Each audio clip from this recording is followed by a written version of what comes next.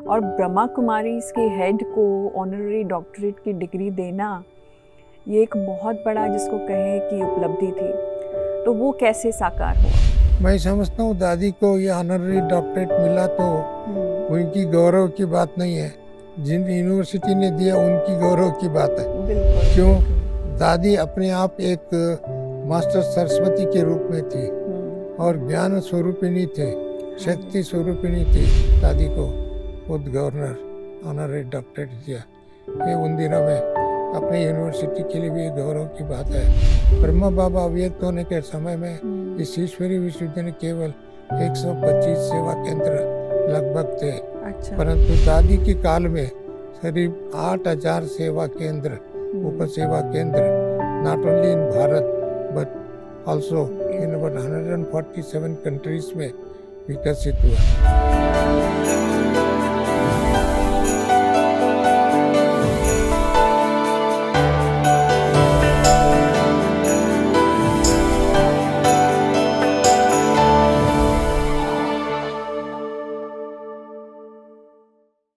गुरुर् ब्रह्मा गुरुर्विष्णुः गुरुर्देवो महेश्वरः गुरुः साक्षात परब्रह्म तस्मै श्री गुरुवे नमः।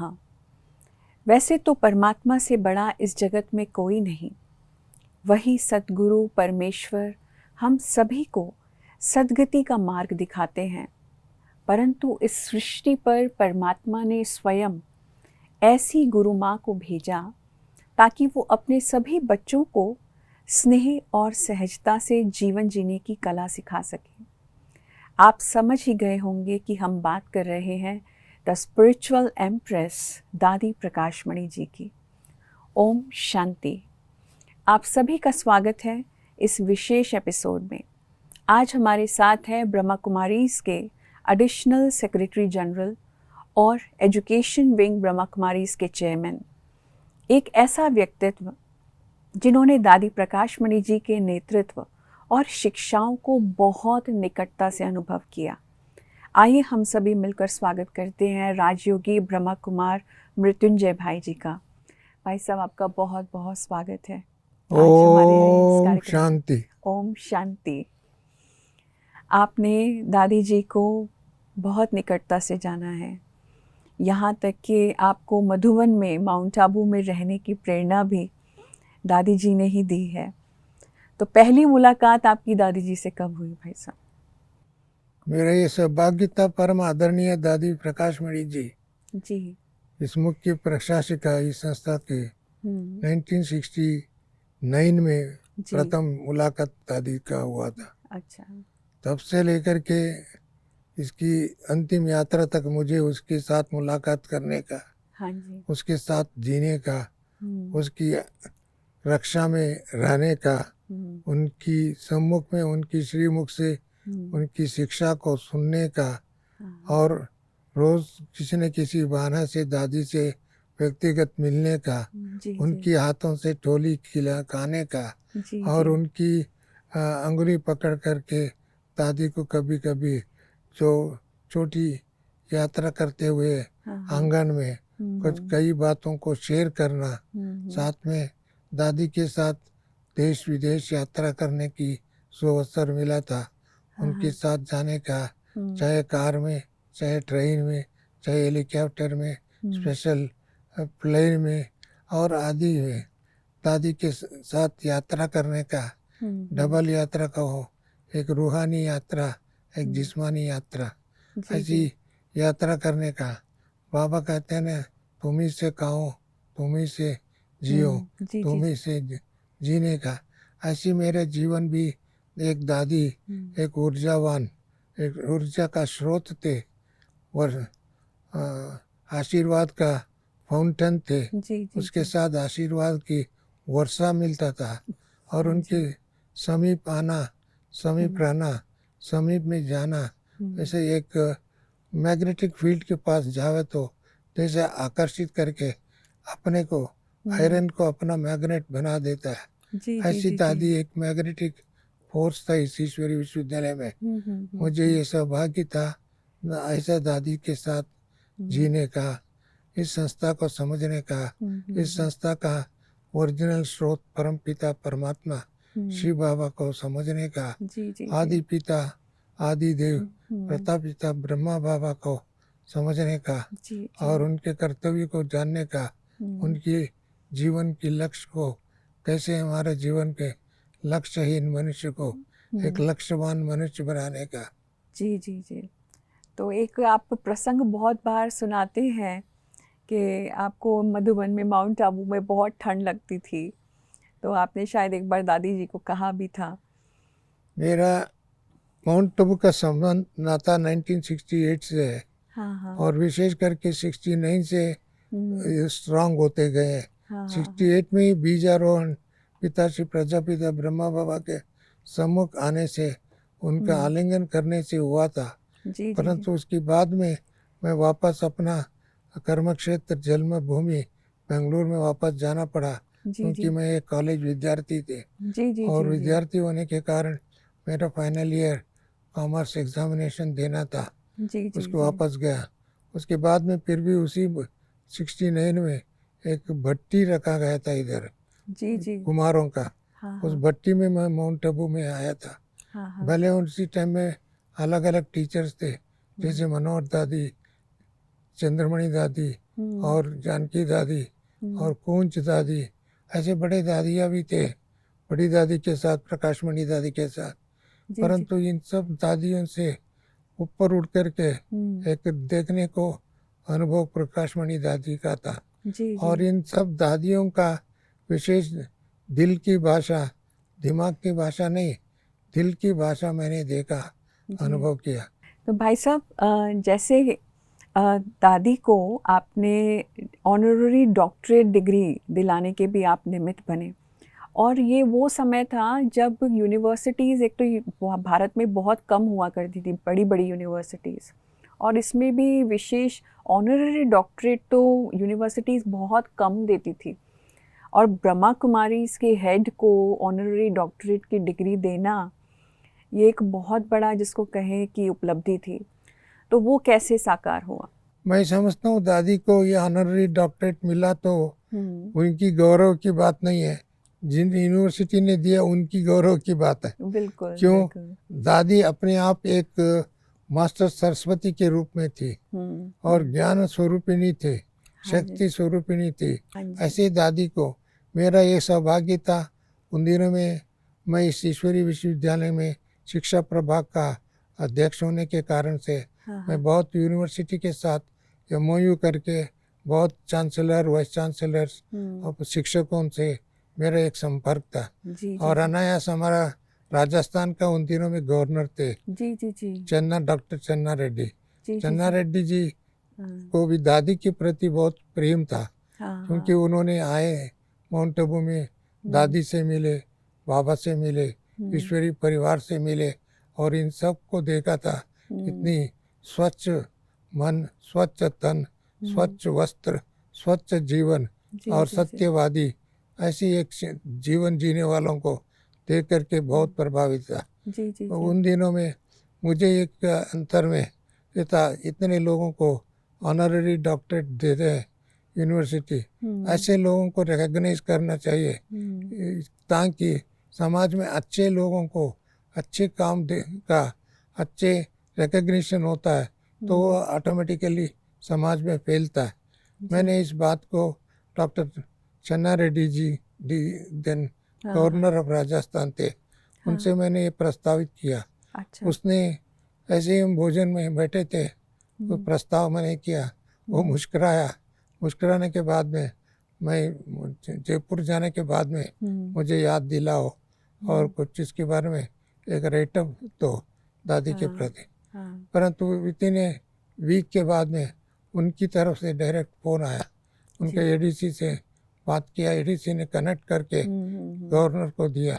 मैं बात किया सर से, सर ने बोला आज शाम को 5 बजे के अंदर दादी का बायोडाटा लेकर के और भी उसके संबंधित कोई मटेरियल हो तो लेकर के, एक वाइस चांसलर है उदयपुर यूनिवर्सिटी, महाराणा मोहनलाल सुखाड़िया यूनिवर्सिटी, उधर जा कर के दो और उसके बारे में उनकी जो भी पूछते हैं उसको सारा अवगत करा। हाँ जी। उन दिनों में दादी की प्रॉपर बायोडाटा भी नहीं था। हाँ। अनायास हम लोगों ने 2 घंटे में उसकी बायोडाटा को अच्छा। थोड़ा स्क्रिबलिंग करके टाइप करके जी। उसको बना करके, हम्म। और उन दिनों में मेरा भाग्य था, आदरणीय भ्राता जगदीश जी भी, निर्भय भाई भी, ब्रिजमोहन भाई, रमेश भाई सब इधर ही थे कुछ मीटिंग के कारण। जी जी और मैं जी। जगदीश भाई को ये बात दिखाया, सारा एल्बम भी बना करके दर्शन दिखाया। वो बहुत कुछ अच्छे अच्छे उसने कैप्शन दिया, उसने हाँ। हेडिंग दिया। हाँ। मैंने बोले वो सब बना करके सीधा इधर से करीब 5 घंटा लगता है टाइम उन दिनों में। अभी तो रोड बहुत अच्छा है। जा करके मैं वाइस चांसलर का यूनिवर्सिटी में गया। Vice chancellor was virtually waiting for that information, that album and biodata of दादी जी। जी जी। ऐसा देखने के बाद में मैंने उनको दिया। 2 दिन के बाद में, 2-3 दिन के बाद में उन्होंने तुरंत जयपुर गया, क्योंकि गवर्नर ने बुलाया था। उसका एक कमेटी होती है, गवर्नर है, चीफ जस्टिस ऑफ राजस्थान का है, वाइस चांसलर है। हाँ। ये तीनों ने जो भी डिसाइड किया, डिसाइड करके उनको कम्युनिकेट किया। दादी जी को ऑनरेरी डॉक्टरेट डिग्री दिया जाता है मोहनलाल सुखाड़ी यूनिवर्सिटी के बाद देते हुए। फलाना डेट में कॉन्वोकेशन है, दादी को ले आना। दादी को लेटर लिखा उन्होंने ऑफिशियली वाइस चांसलर के माध्यम द्वारा। देन हम लोग कॉन्वोकेशन में गए। दादी को बहुत अधूरी अर्थात विशेष स्वागत भी किया, प्रोसेसन में लेके गया। फॉर्मेलिटीज सारे पूरा करने के बाद में दादी को खुद गवर्नर ऑनरेरी डॉक्टरेट दिया। ये उन दिनों में अपनी यूनिवर्सिटी के लिए भी गौरव की बात है। उस यूनिवर्सिटी में प्रोफेसर रॉय थे vice chancellor. He felt very honoured and governor also felt very happy. हमने ऐसे अस्तित्व को एक यूनिवर्सिटी रिकग्नाइज किया है, ऐसा करके मुझे एक बहुत खुशी का, आनंद का, एक उत्सव का दिवस मैं मानता हूँ। जी। तो दादी जी जो है इन्हें विस्तार बहुत किया संस्था का। तो जैसे कि यहाँ पर ओम शांति भवन बना, फिर उसके बाद ज्ञान सरोवर के कॉम्प्लेक्स बना, फिर उसके बाद शांतिवन बना, तो जिसको सभी कहते थे कि ये 1 रुपी प्रोजेक्ट है। तो उसके बारे में बताएं कि दादी जी का विजन क्या था। एक तो दादी की जीवन में कदम कदम पर पद्मों की कमाई कहा जाता है। हाँ। साथ में जहाँ उसका नजर गया वहाँ नया सृष्टि समझते हैं। हाँ। और दादी का जहाँ उन्होंने भाषा व बोल होता है वहाँ वरदान होता है। ऐसा मैंने जीवन में एक संस्था, एक विकसित संस्था। दादी की समय में ब्रह्मा बाबा व्यक्त होने के समय में इस ईश्वरीय विश्वविद्यालय केवल 125 सेवा केंद्र लगभग थे। अच्छा। परंतु दादी की काल में करीब 8000 सेवा केंद्र, उप सेवा केंद्र, not only in Bharat but also in about 147 countries में विकसित हुआ। You can imagine the amount of work that she has contributed to this institution, और कैसे इसको इंस्पायर किया, मोटिवेट किया। और साथ साथ में बहुत प्रोजेक्ट, चाहे ओम शांति भवन का निर्माण का कार्यक्रम हो, साथ में ज्ञान सरोवर का प्रोजेक्ट हो, शांति वन का प्रोजेक्ट हो, और अन्य स्थानों पर भी वारसी का प्रोजेक्ट हो, और भी हैदराबाद की शांति सरोवर का प्रोजेक्ट हो। ऐसे बहुत देश के name it anyone, it first comes दादी प्रकाश मणि। एक बार हम लोगों को बाबा की प्रेरणा थी, यहाँ एक बड़ा हॉल, बड़ा व्यवस्था करने के लिए जगह ढूंढो। हम लोग एक सालगांव में एक दूध वेंडर था, वो हमारा इंस्टीट्यूशन को दूध सप्लाई करता था। अच्छा। उन्होंने खुद भी आकर के, हमारा वल्लभ भाई थे उन दिनों में उसका दूध डिपार्टमेंट का इंचार्ज, और उनको बोला आप हमारे पास एक ज़मीन है, ये ज़मीन ज़रूरत तो हम सेल करने के लिए रखा है, आप लोग देख सकते हैं। ये बात दादी को बताया। दादी को भी आश्चर्य लगा। कुछ ही दिन पूर्व बाबा ने, अव्यक्त बाबा ने ओम शांति भवन में दादी को इशारा दिया था, यहाँ कुछ ज़मीन मिलता है तो आप ले करके अच्छे बिल्डिंग बनाओ। हाँ, बाबा का एक प्रेरणा थी। दादी को ये बात बहुत जच चुका था। दादी के संकल्प था अभी जमीन ढूंढे, कहाँ ढूंढे, हाँ, हाँ, परंतु हम ढूंढने के बजाय जमीन इनको ही ढूंढ के खुद आ ही आ गया, गया। जी जमीन ही उनके पास आ गया। हाँ जी। अर्थात हाँ, उसके बाद में देखा है सब हो गया और इसका एक प्रोजेक्ट बनाया। प्रोजेक्ट बना करके बजट एस्टिमेट किया। एक मीटिंग चल रहा था। जी जी जी। मीटिंग में दादी को ये प्रोजेक्ट का प्रेजेंटेशन दिया। हाँ, इसके लगभग उन दिनों में उसका एस्टिमेटेड कॉस्ट अबाउट 25 करोड़ था। अच्छा 25 करोड़ तो दादी ने बोला आप लोग तो इतना बड़ा प्रोजेक्ट बनाया 25 करोड़ का, आपको मालूम है बैंक में कितना पैसा है? बैंक में इतना पैसा नहीं था। हाँ, पर इसका शुरुआत करने का भी जितना पैसा ज़रूरत थी उतना भी शायद नहीं था, परंतु फिर भी आप लोगों ने 25 करोड़ रुपए का इतना बड़ा प्रोजेक्ट कैसे बनाएंगे? मुझे ये याद है आदरणीय भ्राता जगदीश जी उस समय एक being a senior most brother हाँ, and chief spokesman of Brahma Kumari, हम्म, उन्होंने था, हम सभी बैठे थे। उन्होंने दादी ये इजीली हो सकता है, कैसे हो सकता है मैंने पूछा। उन्होंने बोला 1 रुपए का प्रोजेक्ट है ये। मैंने सबको आश्चर्य, 1 रुपए का प्रोजेक्ट, सब हंसने लगा। उन दिनों में हमारे ईश्वरीय विश्वविद्यालय, मुझे तब तक थोड़ा मालूम तक कैलकुलेट करके बताया, दादी इसका करीब 3 लाख भाई बहन इस ईश्वरीय विश्वविद्यालय में जुड़े हुए। अच्छा हर व्यक्ति एक दिन में 1 रुपया इस प्रोजेक्ट के लिए, ज्ञान सरोवर प्रोजेक्ट के लिए, ईश्वरीय सेवार्थ, विश्व सेवार्थ, इस परमात्मा की सेवार्थ डेली 1-1 रुपये देवे। हाँ हाँ ऐसा दादी ने बोला ऐसे होगा तो कितना होता है? मैंने कहा लगभग एक दिन में 3 लाख रुपए होता है, एक मास में कितना होता है? 90 लाख। मतलब इन 1 साल में लगभग 12 करोड़ रुपए इजी हो जाएगा। और ऐसे 12 करोड़ माना 2 साल में ये प्रोजेक्ट किना भीख मांगे, किसी का हाथ मांगे, ये प्रोजेक्ट अपने भाई बहने संकल्प कर दे तो दादी आपका एक आदेश हो जाए, आपका एक पत्र हो जाए, सबके लिए क्लास में पढ़ के सुना दे, सभी भाई ने मिल कर के बनाएंगे और 2 साल के अंदर ये प्रोजेक्ट पूरा तैयार। सौभाग्यवश दादी का पत्र सबको मिला, सबने खुशी से ये प्रोजेक्ट को अपना दिल से उठाया और दिमाग से उठाया। हर व्यक्ति रोज़ उनको 1 रुपये हो, 10 रुपये हो, 100 रुपये हो, लोगों ने डालते आए। हमारा प्रोजेक्ट एक दिन में रुका नहीं।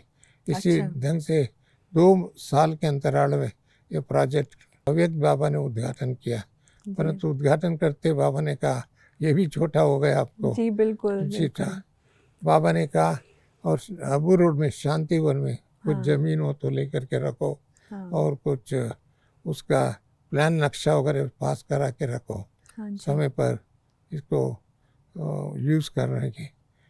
ऐसा बाबा का इशारा था। दादी भी इमीडिएटली, दादी बस बाबा ने जो भी कहा उसको एक्शन में लाना, उसको व्यवहारिक रूप देना और इनको एक दिशा देना, उसके अंदर दादी के अंदर एक दृढ़ विश्वास था। उसी अनुसार दादी का आदेश थी। फिर भी हम शांतिवन सरोवर का भी उसी प्रोजेक्ट का एक्सटेंशन के रूप में कहो, विकास के रूप में कहो कहा। और बाबा ने ये भी कहा था बच्चे लोग बड़ा हॉल बनाएंगे तो बाबा शांतिवन में आएंगे।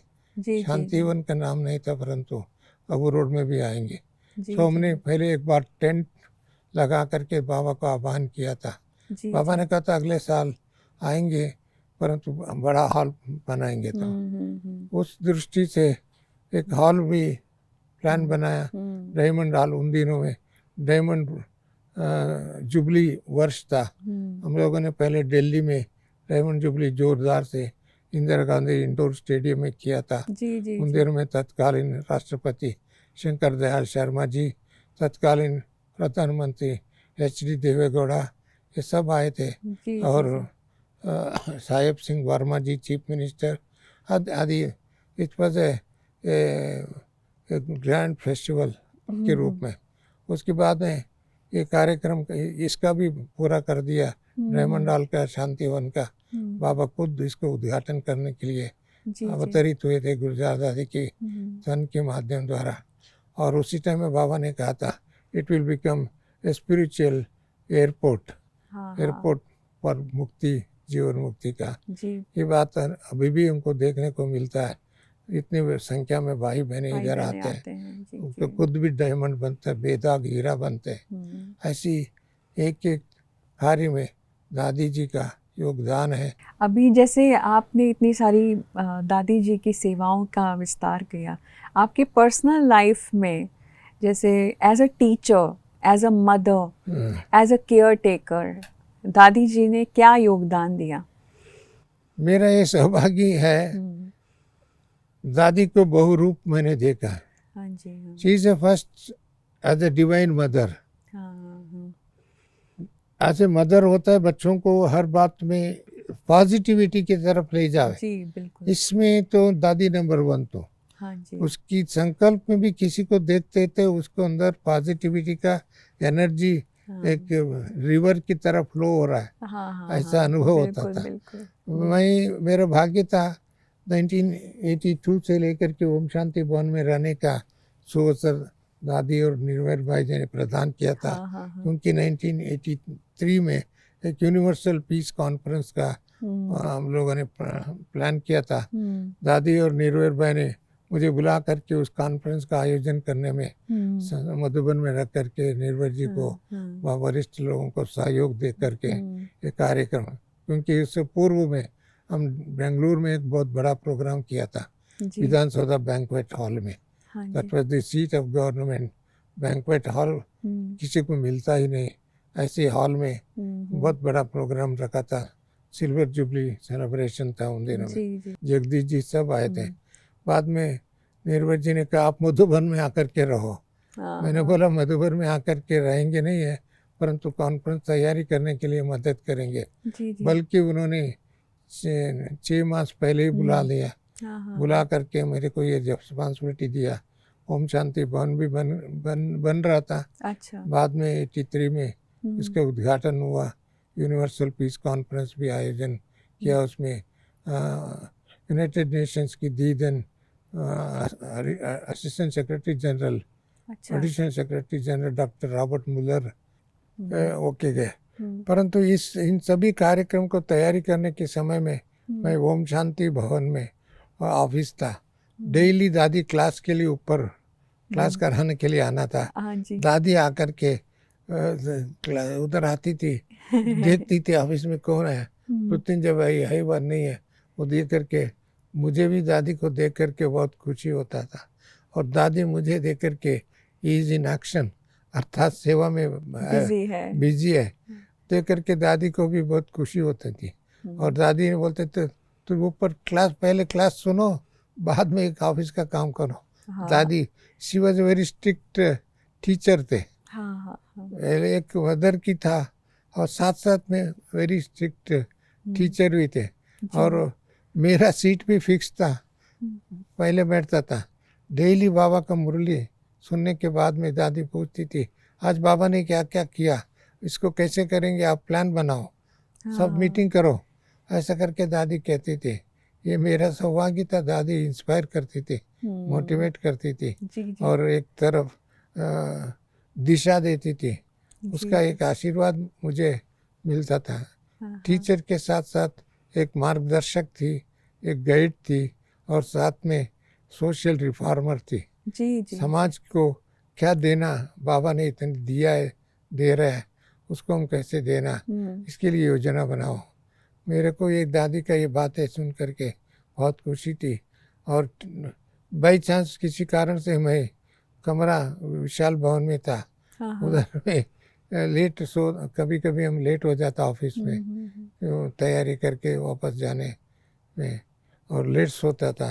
सुबह उठ करके क्लास में नहीं आता तो दादी क्लास में, आज मृत्युंजय क्लास में नहीं है, क्या हुआ उसको, क्यों नहीं आया, मैं दौड़ के भाग के आता था दादी को। माना एज ए सुप्रीम टीचर दादी एक तरफ she was concerned about our study, ये क्लास मिस नहीं होना चाहिए, बाबा का महावाक्य सुनना चाहिए, बाबा का प्रेरणा लेना चाहिए। ये उनके अंदर दिल में एक प्रति आत्मा के प्रति थे, और विशेष मेरे प्रति भी दादी को एक नाम सहित दादी कहती थी। और आंगन थे पांडव वन में, तो आंगन एक छोटा सा एरिया है, हाँ जी, परंतु सबको दैनिक हाल में जाना उधर, बाबा का स्तंभ में जाना उधर, हाँ, बाबा का कमरे में जाना उधर, हाँ, और हाँ, विशाल भवन जाना उधर। सब दादी आंगन में बैठे रहते कभी कभी, जी, आने जाने में दादी, हाँ मृत्युंजय आज क्या कार्यक्रम है, कौन आने वाला है, और क्या कर रहे हो, क्या, ऐसा करके। और भी अन्य कोई भी समाचार, आज न्यूज़पेपर में क्या समाचार है, और ऐसे ही कई बातें, व्यक्तिगत की बातें, एक की बातें, समाज की बातें। जी, जी, अमृत वेले उठना प्रैक्टिस, बाबा का चार्ट रखना, हाँ, हाँ, बाबा को बताना, हम्म, सोने के टाइम में बाबा को गुड नाइट दादी खुद ही पूछती थी। खुद भी दादी भोजन करने के बाद में बाबा के कमरे में जा कर के अपनी बेडरूम में जाती थी। जी, मैंने जी, उसको देखता था, दादी देखो कैसे बाबा को गुड नाइट करके कभी मिस नहीं करती थी। यहाँ तक कि ट्रेन में भी आप बताते हैं कि हाँ, जी, जी, जी, मेरे को एक सौभाग्य था, एक बार दादी के साथ ट्रेन में जाने का था, बेंगलुरु टू मैसूर। उन दिनों जी, में जी, फ्लाइट तो था ही नहीं, हाँ, और हाँ, रोड में जाना लेट हो गया था।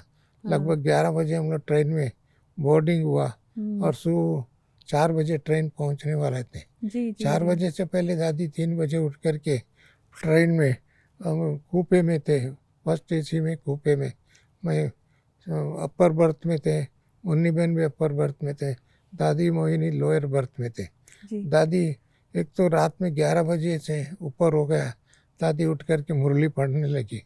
मैंने बोला दादी अभी लाइट ऑफ करके सो जाओ ना दादी, सारा दिन आपने थक गया, रेस्ट भी नहीं किया। दादी ने नहीं नहीं, मैं रोज़ सोने से पहले बाबा का मुरली सुन करके 10 मिनट मेरा दिनचर्या का सारी हिसाब किताब पोता मेल दादी को बाबा को सुना करके ही सोती हूँ। इससे मेरे को ऐसा लगेगा मैं बाबा के बिस्तर पर सोया नहीं, मैं बाबा को गोद में सोया। हाँ जी, एक हाँ जी, ऐसा अनुभव, उनकी एक वर्ड जो थे ना, मेरे कान में अभी भी गूंजता है, हाँ, जैसे रिबाउंड होकर के आता है। ऐसे ही मैंने दादी को देखा, सुबह उठ करके 4 बजे से पहले ट्रेन में बैठे हुए। दादी, हम लोग अभी तो लाइट ऑन भी नहीं किया। मैंने कहा उठ गया बाई चांस, दादी बैठ करके योग कर रहे थे ट्रेन में। दादी अभी तो 1 घंटा है, आप इतने जल्दी उठ गए, रात में लेट सोए, तो सो जाओ ना दादी। ऐसा दादी को मैंने एक छोटा भाई की नाते से, क्योंकि दादी को मैंने देखा इतने परिश्रम किया, रेस्ट नहीं, जी, जी, परंतु दादी ने एक बहुत अच्छी बात सुनाई। दादी अमृत वेले बाबा ने हम सबको वरदान देते हैं, उस टाइम में सोते रहना अच्छा लक्षण नहीं। जी, बिल्कुल सही बात है जी, दूसरी बात मेरे को लोग निमंत्रण जो दिया है वो सब उठ करके अभी दादी आने वाली है, दादी आने वाले, दादी आने वाले, ऐसा करके सब आह्वान कर रहे हैं। हाँ, उधर उनके अंदर मन का आवाज आ रहा है, मैं उस समय सोते रहूं, ये अच्छा नहीं है। ये बहुत इसके बड़ी लिए बात है, मैं जी, जी, उधर जाने से पहले यहाँ से साकाश दूं। जी, बिल्कुल, बिल्कुल, इसको ये बहुत बाबा की श्रेष्ठ भाषा बात में, है। संकल्प की भाषा से शक्ति, हाँ, जो हाँ, वो नहीं, जी, अभी वो लोग हमारा को याद कर रहे हैं, इसके लिए मुझे उनको याद करना, अच्छा उनको सकाश देना। जी, बिल्कुल, जी, थैंक यू भाई साहब, आपने इतनी दिल को छू जाने वाली दादी की बातें हमको बताई हैं। आपका बहुत बहुत धन्यवाद। आपको भी बहुत बहुत धन्यवाद। ओम ओम शांति। ओम। दादी प्रकाशमणि जी केवल एक एडमिनिस्ट्रेटर नहीं थी, बल्कि वो गुरु माँ भी थी, जिन्होंने जीवन के हर क्षेत्र में शिक्षा दी कि कैसे आत्मा अपने असली स्वरूप को पहचाने, अपने अंदर छुपे हिडन टैलेंट को हम पहचाने और अपने जीवन को श्रेष्ठ बनाएं। आज मृत्युंजय भाई जी से हमने जाना कि दादी जी का व्यक्तित्व प्रेरणा, अनुशासन और सच्चे मार्गदर्शन का संगम था। तो जुड़े रहिए हमारे साथ द स्पिरिचुअल एम्प्रेस दादी प्रकाशमणि जी के आगामी एपिसोड में, जहां हम दादी जी के जीवन के और भी गहरे, सुंदर और प्रेरक पहलुओं को जानेंगे। धन्यवाद। ओम शांति।